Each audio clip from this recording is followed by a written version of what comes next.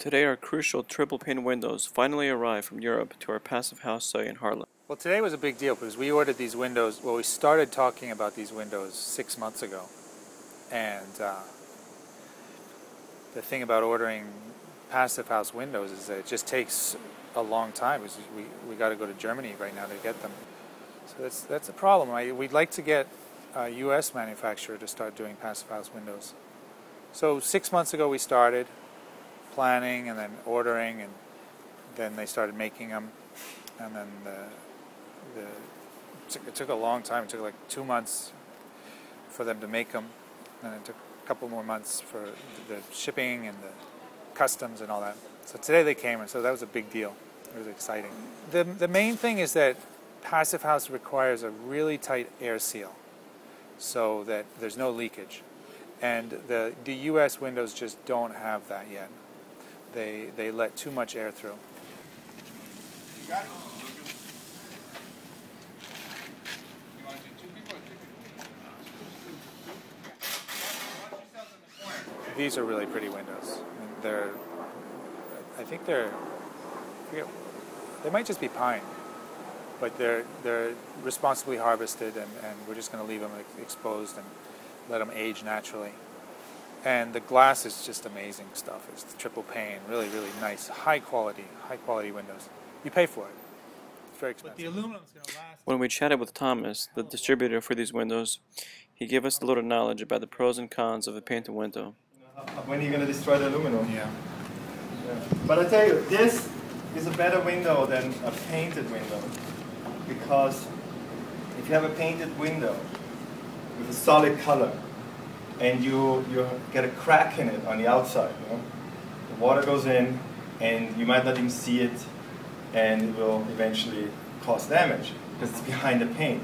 So this is actually a nice window because it's going to age. The wood is going to age with, how it ages, and it will show its age. It will gray on the north side. It will kind of be golden on the south side, but it's not going to cause any problem with, like a painted window would cause. Passive House trend has been around for at least 15 years now or so, and it's coming into New York City at the right time, I guess. People are becoming more aware here. It's the way to go. You need a triple pane window to have an energy efficient building. It was interesting to figure out what the clients knew about Passive House technology and what that would entail. When the clients came to me, they just knew they wanted green, and so it was my job to explain to them what the definitions are, what the options are. And I really wanted to do Passive House because it makes a lot of sense.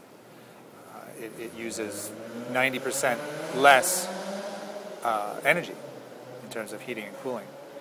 So I explained to them what that was and the costs involved, and but what I did essentially is I told them that I would subsidize a lot of the Passive House aspect, and because it's an important thing for me to do, and I knew I would make it up in other places in the building in terms of the plumbing and the electric and stuff. So they were really on board. The more one learns about Passive House and triple pane windows, the big picture really begins to make sense. The payback over time in terms of energy savings, in terms of the heating and the cooling, is really worth it. And not only that, the comfort of having a window that's the same temperature as the rest of the room, being able to lean up against it, read next to it, take a nap next to it, it's just huge. It's really, really enjoyable. The other thing about this job, Passive House builders traditionally are not concerned so much with, for them it's really very much about energy, the energy efficiency of the building.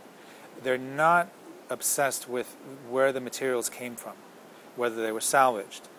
And the reason for that is that they believe that over the lifetime of the building, buying new materials pays for itself and is a green option because of the amount of energy that's saved.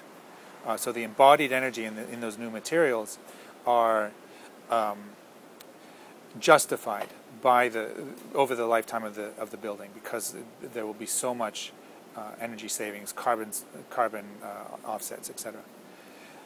My sense is, okay, well that's great, but let's take it a step further and still use 100% salvage materials.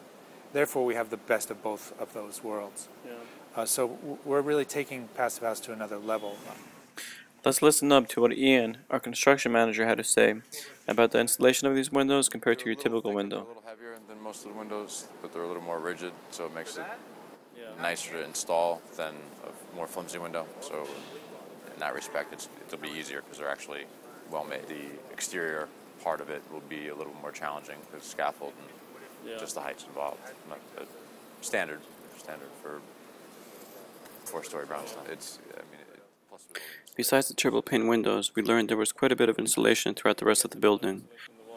There on the front, there's an envelope that wraps around the whole building. This is basically the Passive House standard, or not so much the standard, but what we had to do to get the calculations for it to be Passive House acceptable. Okay. So there's all sorts of calculations between window openings, door openings, thickness of the walls, the materials of your walls, and what you need to make it that insulated. So we have basically 6 inches of insulation wrapped around the entire. So if you took a side profile of this building, it would just be 6 inches of insulation all the way around, and then the plastic all the way around, taped off to the side walls. So it's just basically one insulated bubble. Once all these windows are in, a significant phase of the project will have come to an end. But for today, we're all done. Thanks for watching and stay tuned.